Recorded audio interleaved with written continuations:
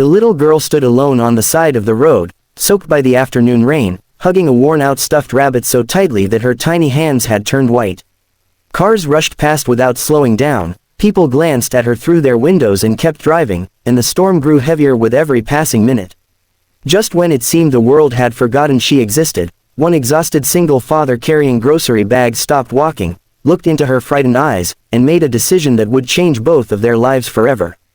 Before we begin this emotional journey, if you believe one act of kindness can change someone's destiny, please take a moment to like this video, comment where you're watching from, share it with someone who believes in second chances, and subscribe to Kindness Legacy for more unforgettable stories that restore faith in humanity. Every person in the quiet town of Ashbrook knew Nolan Pierce as the hard-working handyman who never complained even when life gave him every reason to. At 36 years old, Nolan lived in a tiny rented house at the edge of town with his 7-year-old son, Owen, after losing his wife to a sudden illness 4 years earlier. Since then, every sunrise had been another battle. He repaired leaking roofs during the day, fixed broken fences in the evenings, and sometimes cleaned garages at night just to keep food on the table. Bills piled higher than hope, yet he never allowed his son to see the fear hidden behind his tired smile. That rainy Tuesday afternoon, Nolan had just spent almost every dollar he had on groceries for the week. As he hurried home beneath the gray sky, he noticed a little girl standing beside an old bus stop with no umbrella, no jacket, and no adult anywhere nearby. She couldn't have been older than 8. Her blonde hair clung to her face, her expensive-looking shoes were covered in mud, and despite trying to appear brave, tears mixed with the rain rolling down her cheeks. Most people would have called the police immediately and continued on their way, but something inside Nolan reminded him of the day Owen had wandered away at the county fair for only 10 terrifying minutes. He still remembered that unbearable panic. He gently approached the girl, careful not to frighten her, and offered her his old raincoat. She accepted it silently, wrapping herself inside fabric that smelled faintly of fresh wood and engine oil. The child finally whispered that her name was Arya. She couldn't remember her home address because everything had happened so fast. She only remembered getting separated from the people she was with after running after her rabbit when a loud crash startled her. She had wandered for hours before ending up near the bus stop. Nolan contacted the local police station immediately. Officers took Arya's information, searched missing person reports, and checked nearby neighborhoods, but no child matching her description had yet been reported missing. Because a powerful storm had flooded several roads and emergency services were overwhelmed with accidents, they asked Nolan if he could temporarily keep the child safe for the evening until investigators continued searching the following morning. He hesitated. His house was tiny, money was scarce, but he looked at Arya shivering uncontrollably beside Owen, who had already offered her his favorite blanket without being asked. Nolan simply nodded. Their modest home looked nothing like the luxurious places wealthy families lived in. The roof leaked into a bucket whenever it rained. The wallpaper peeled near the kitchen window. Dinner consisted of tomato soup, grilled cheese sandwiches, and apples divided carefully into equal slices so everyone had enough. Nolan apologized for not having much, but Arya smiled with genuine gratitude because it was the first warm meal she had eaten all day. That evening, something beautiful happened. Owen showed Arya his small collection of hand-painted toy dinosaurs. They built pillow forts in the living room, laughed over old board games missing half their pieces, and watched cartoons on an outdated television that occasionally lost signal whenever lightning flashed outside. For the first time since getting lost, Arya forgot to be afraid. Nolan quietly watched from the kitchen doorway. He realized children rarely cared about expensive things. They remembered warmth, safety, laughter, and people who made them feel protected.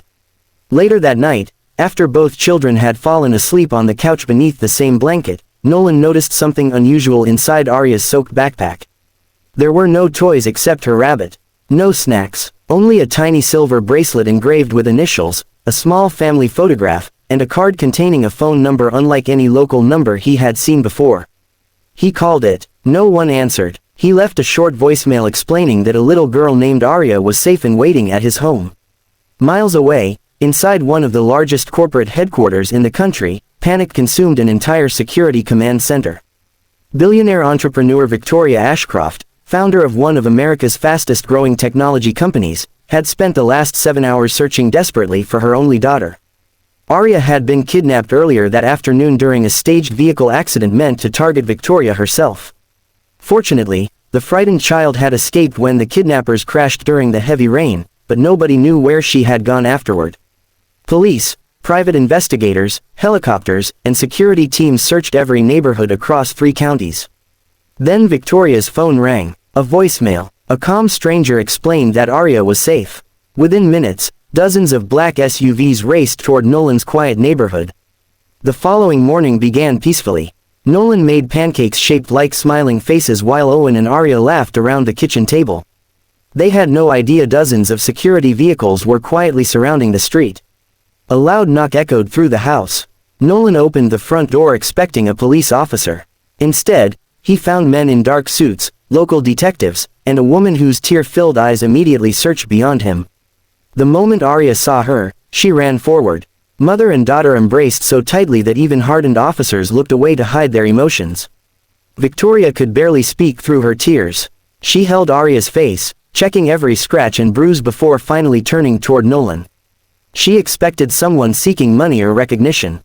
Instead, she found a man wearing faded work boots, patched jeans, and an old flannel shirt stained with paint from yesterday's job.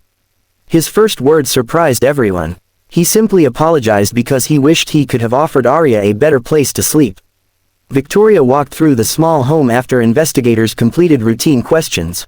She noticed the leaking ceiling, the nearly empty refrigerator, the worn furniture repaired countless times instead of replaced, and Owen carefully wrapping the remaining pancakes so nothing would be wasted. She realized something extraordinary. Her daughter had spent one night in a house with almost nothing. Yet she had never been safer. When Victoria thanked Arya for being brave, the little girl gently corrected her.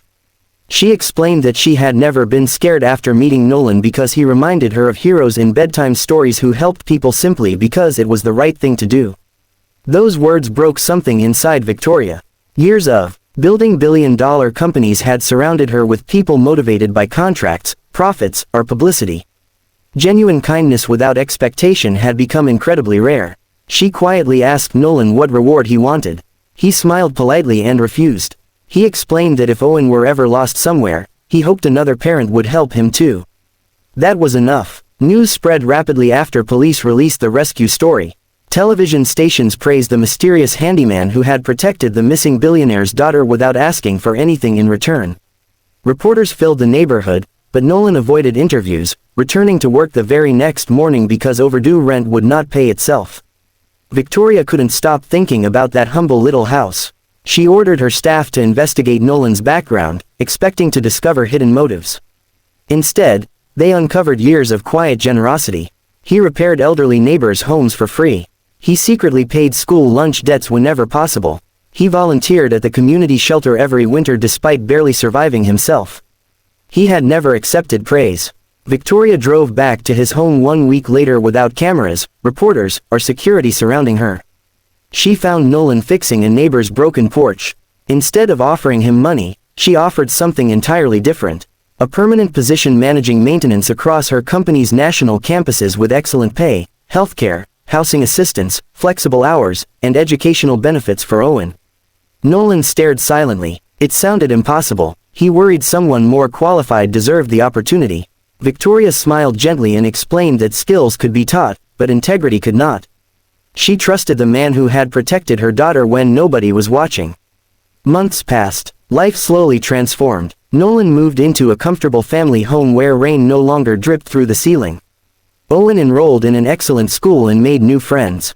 Nolan became respected by hundreds of employees because he treated every cleaner, receptionist, engineer, and executive with equal kindness. Arya often visited on weekends. She and Owen remained inseparable friends despite coming from completely different worlds.